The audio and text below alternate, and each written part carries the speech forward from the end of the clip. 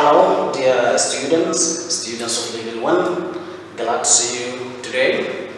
And the English language, this is me, teacher Mahmoud. And here is your lesson of today. And unfortunately, last lecture, for some technical reasons, we have failed to complete your lesson of the simple past tense. So here is the rest of that lesson of level 1 with class 1. We started it with the past simple tense. We have just explained the rule number 1 or the form 1, but there is a form 2 for the simple past tense too. It's a subject, past tense of the verb. Fortunately, we have agreed that subject is the doer of the action or the first word in the sentence of English language. So this subject can be noun or pronoun, can be the name of a person or a thing, or also can be pronoun he, she, it, I, we, you, they, or also maybe a noun, John, Ahmed, Gail, parents, the students, the teachers, and so on. Generally in grammar we call it subject. So for the simple past tense, the rule number 2, we just find the subject plus past tense of the verb, which is the past form, plus object, which may be noun or pronoun, and plus adverb. They are very, very important structure of grammar. When I say past tense of the verb, in that passage, number 1, the parentheses and the P, the last lesson, we have, found these words in case of the past. So want become wanted because it is a past tense. Travel, traveled, double L-E-D. Power, powered. Prepare, prepared. Climb, climbed. Ask, asked. Marry, married. Live, we have found these words in that passage, or that topic, history of the parentheses and the P. So we have just finished that topic, but here is the grammar for that one. So here is it. When I say past tense, here are the verb or the words that we have just noticed in that passage. So let us change them to past in order to get past tense form. We already know what does subject mean, but also have known what does past tense mean plus object plus adverb.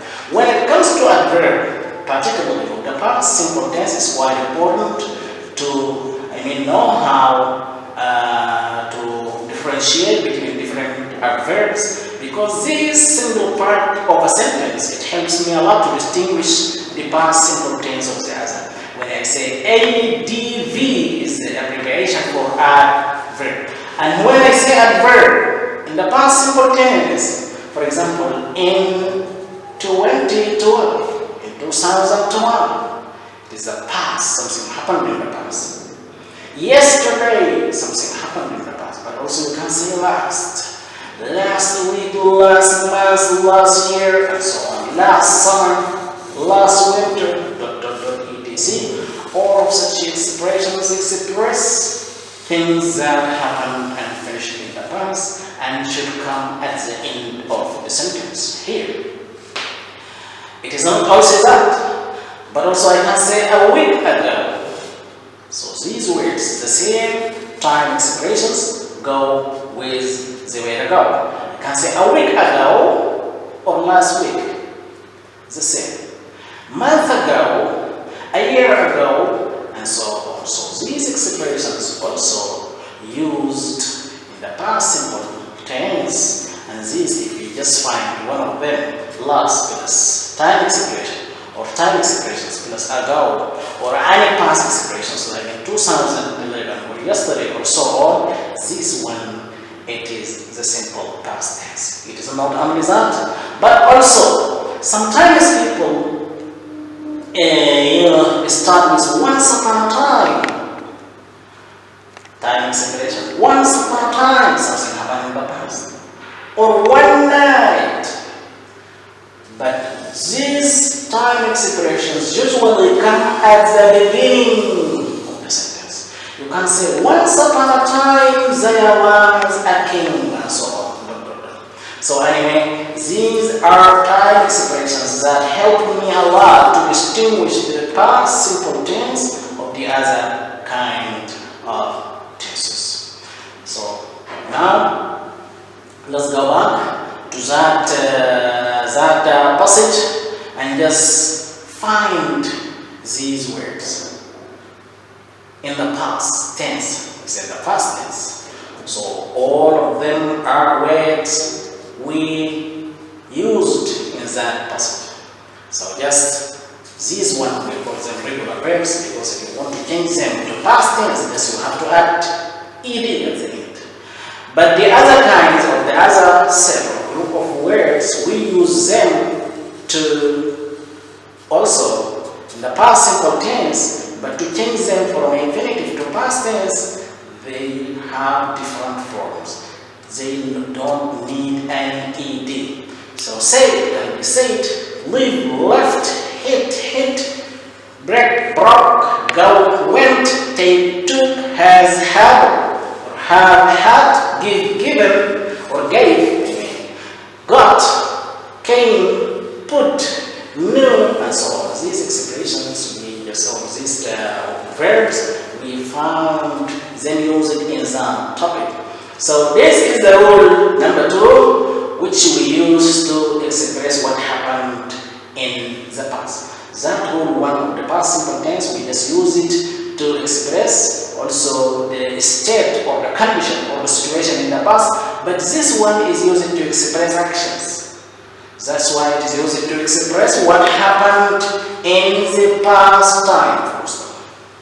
That's all about the rule number 1, which we should explain it a week ago, but unfortunately for technical reasons we couldn't do that. So this one is for the lesson number 1 of the phrases and the people. Phrases and the people. That's all.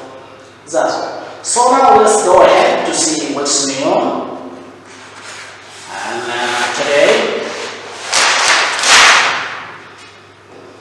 today is a lesson 2, and we want just to know a little bit about houses in Sudan. Is the word of house in Sudan. How do people live in Sudan? Houses in Sudan is the rule or the passage of the topic or the history number 2 in our book is fine for, and as we had agreed before that all will have this book, Spine 4, and here is the lesson number 2. It is the lesson number 2, houses in Sudan. There are some important questions. It's divided into 5 paragraphs, and these paragraphs we can, so we have paragraph 1, paragraph 2, paragraph 3, till page 7, but here are some questions. So just the question A over there, as you see, the question A says, read carefully, then answer these questions. Here are some questions at the beginning of every paragraph, and at the end of every paragraph we will find a question. But here, the questions are already done for you, so just match, because we are not just teaching online to ask me some questions. So in order to make it clear, I already did all of them. I did the answers, but just pick up the question and write it in your exercise book, and here are the answers. The answers are written randomly. Maybe this is number 1, maybe this is number 1, maybe that one number 4, maybe that one is number 2, and such things. So they are done randomly for you. So at the beginning of every paragraph there is a question, and here are the answers. The answers are already That for number 8 of the lesson houses in Sudan. Read it carefully, then answer these questions. The questions are on top of every paragraph, but here are the answers. Here are the answers. I hope it's good. That's it. Let's go ahead. This passage, houses in Sudan, has got about 4 exercises. One of them is to answer those questions on top of every paragraph. Let's go.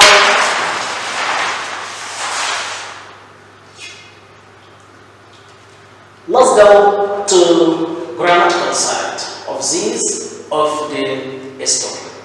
the history houses in Sudan. These history houses in Sudan, it use a simple present tense. The present simple tense. Some people say present simple tense are the same, but it is more correctly, or it is correct or better to say simple present tense. Adjectives usually come before nouns. This tense, I think we have may have a little background about it. Every student may have a background about it, but here is additional explanation. We use the simple present tense to express